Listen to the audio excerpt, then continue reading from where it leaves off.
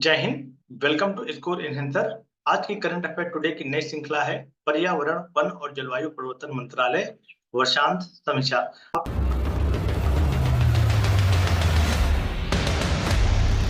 आपको बता दें कि समय समय पर हमारे देश में कई तरह के परिवर्तन होते रहते हैं और भारत सरकार द्वारा इन्हीं को आधार बनाकर कुछ नए समायोजन प्रस्तुत किए जाते हैं। तो इस बार का जो समायोजन है उसका नाम है वर्षांत समीक्षा। ये पर्यावरण वन और जलवायु परिवर्तन मंत्रालय की ओर से जारी किया है। तो इसमें जो नई चीजें आई हैं उन सभी बातों की परिचर्चा आज के करंट अफेयर टुडे की नई श्रृंखला में करने वाले हैं। तो यहाँ पे आपको बता दें कि प्रधानमंत्री नरेंद्र मोदी ने COP 28 के अवसर पर ग्रीन कार्ड पहल का शुभारंभ किया है और भारत ने NDC को अद्यतन किया है, जिसके अनुसार देश के सकल घरेलू उत्पाद के सघन उत्सर्जन कटौती में लक्ष्य को 2005 के स्तर को 2023 तक 45% तक बढ़ाने का लक्ष्य रखा है। इसके अलावा जीवाश्म ईंधन आधारित ऊर्जा संसाधनों में पैदा से होने वाली बिजली का निर्धारित क्षमता को 2030 तक 50% तक बढ़ाने का लक्ष्य रखा है। तो ये जो बातें हैं ये हमारे वर्षांत समीक्षा को लेकर के हैं और इन्हीं के आधार पर इनका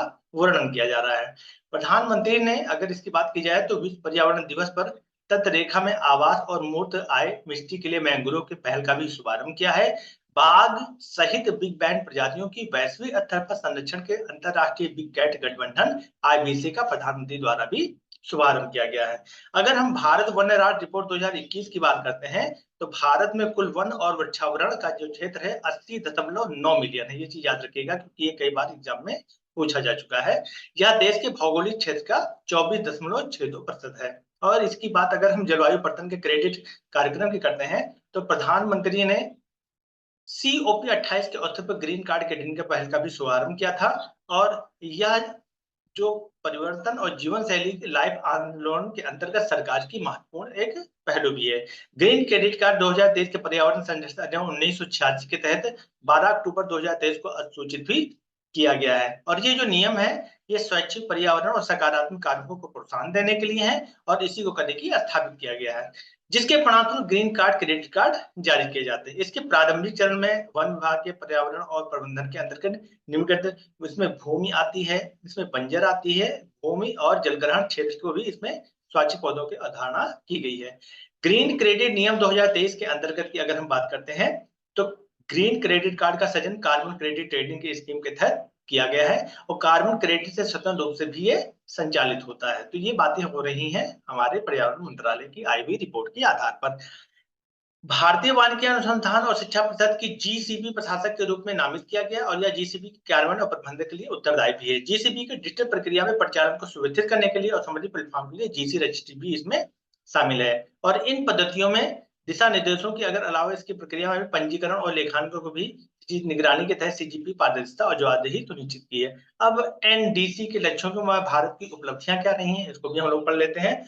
तो वर्ष 2015 में भारत के प्रथम राष्ट्रीय स्तर के निर्धारित योगदान NDC के अनुसार भारत का निम्नलिखित लक्ष्य रखा गया था और ये लक्ष्य क्या था इसको भी जानिए। 2005 के स्तर पर 2023 तक के सकल घरेलू उत्पाद की उत्पादन क्षमता में 33 से 35% को कम करना था और इसी में अगर 2030 के गैर जीवाश्म और ईंधन आधारित ऊर्जा संसाधनों को लगभग 40% संचयी विद्युत स्थापित प्राप्त करना था। ये दोनों लक्ष्य समय से पहले काफी हासिल कर लिए गए हैं और 31 अक्टूबर 2023 तक गैर जीवाश्म ईंधन ऊर्जा संसाधनों को विद्युतीय स्थापित करना 186.46 मेगावाट है, जो कुल संचयी विद्युत क्षमता का 43.81% है। अब ये बातें जो बताई जा रही हैं ये पर्यावरण की रिपोर्ट के आधार पर है। इसी में अगर हम इसकी बात करते थे 2005 से 19 के बीच GDP के उत्सर्जन को 33% कम कर दिया गया है। भारत ने अपने NDC को अद्यतन किया है जिसके अनुसार सकल घरेलू उत्पाद में सघन घरेलू कटौती के मद्देनजर लक्ष्य को 2005 से 2030 तक प्रतिशत को बढ़ाना रखा गया है। अब इसी के आधार पर अगर हम इनकी क्षमता की बात करते हैं तो 2030 तक 50% को बढ़ाने का लक्ष्य भी रखा गया है। संयुक्त राष्ट्र जलवायु परिवर्तन का जो सम्मेलन था वो 28वां था, COP 28 कहलाता है और ये इसी बीच में हुआ है 30 नवंबर 2023 से 13 दिसंबर 2023 तक दुबई संयुक्त अरब अमीरात में आयोजित किया गया है। ये बातें हैं हमारे परिवर्तन को लेकर के और सम्मेलन COP 28 में लिए गए फैसलों के निर्णय दशक के अंत से पहले जलवायु महत्वाकांक्षा को बढ़ाना और हाल के समझौतों को भी इसमें शामिल करना है। तो समय समय पर जो स्तर की बात की जाती है उसमें इन समझौतों को भी समझाया जाता है और समझौते क्या है इनको भी देख लेते हैं। समझौते और उनकी विभिन्न राष्ट्रीय प्रस्तुतियों को ध्यान में रखते हुए राष्ट्रीय स्तर पर निर्धारित तरीके से क्रियान्वयन किया गया है और इन्हीं क्रियान्वयन को लेकर के जलवायु परिवर्तन पर संयुक्त राष्ट्र फ्रेमवर्क कन्वेंशन के लिए भारत के तीसरे राष्ट्रीय संचार को 9 दिसंबर 2000 को प्रस्तुत किया है। इस रिपोर्ट में भारत के ग्रीन हाउस गैस उत्सर्जन, जलवायु परिवर्तन और इसकी संवेदनशीलता उत्सर्जन को कम करने के लिए अनुकूलन के लिए उठाए गए जानकारी ली गई है। अब इसी को अगर हम आगे बढ़ाते हैं तो 20 अक्टूबर 2022 को मिशन लाइफ को भारत के माननीय प्रधानमंत्री द्वारा भी इसको शुभारंभ किया गया था। ये क्वेश्चन कई बार पूछा जा चुका है। इंडिया कूलिंग एक्शन प्लान क्या है? इंडिया कूलिंग एक्शन प्लान की अगर हम बात करते हैं तो उसको भी थोड़ा सा हम क्लियर करेंगे क्या है ये। भारत एक व्यापक कूलिंग एक्शन प्लान तैयार करने विश्व का प्रथम देश है। अभी तक भारत का नाम इसमें नहीं आता था, लेकिन कूलिंग एक्शन प्लान में भारत दुनिया का एक प्रथम देश बन गया है, जो अन्य बातों के साथ साथ 20 वर्ष की निर्धारित समयावधि में कूलिंग की मांग को रेफ्रिजरेंट संक्रमण, ऊर्जा संक्रमण दक्षता बढ़ाने के लिए बेहतर प्रौद्योगिकी जोड़ों सारे सभी क्षेत्रों में कूलिंग की दिशा में एक स्किल प्रदान करता है। अब इसकी जो लास्ट बातें हैं वो हम वन संरक्षण को भी लेकर पढ़ लेते हैं।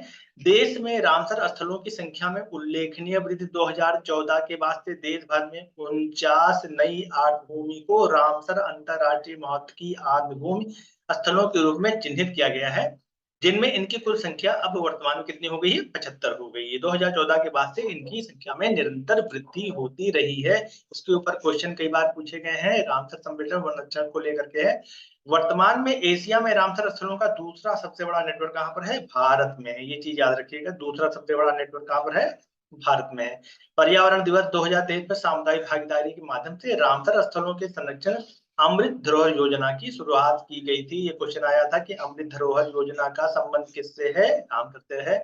सभी 75 रामसर साइटों को जीव जंतुओं की सूची 1 सितंबर 2022 को प्रकाशित की जा चुकी है और 75 रामसर स्थलों के लिए पुष्प सूची बनाने की तैयारी भी की जा रही है। तो ये जो बातें हैं ये मंत्रालय के द्वारा है।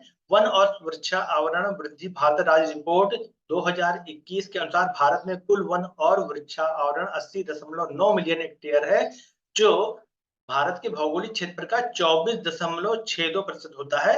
इसमें 2019 की तुलना में वन आवरण में 1540 वर्ग किलोमीटर और वृक्ष आवरण में 721 वर्ग किलोमीटर की वृद्धि देखी गई है। तो ये जो बातें बताई जा रही थी, ये कन्वेंशन को लेकर है, रामसर सम्मेलन को लेकर है, वन और संरक्षण को लेकर के है और जलवायु परिवर्तन को लेकर के है। समय समय पर इस तरह की वर्षांत समीक्षा होती रहती है, जो भारत सरकार द्वारा एक सार्वजनिक तौर पर लोगों को बताया जाता है वर्तमान में किन किन सूचियों को जारी किया गया है।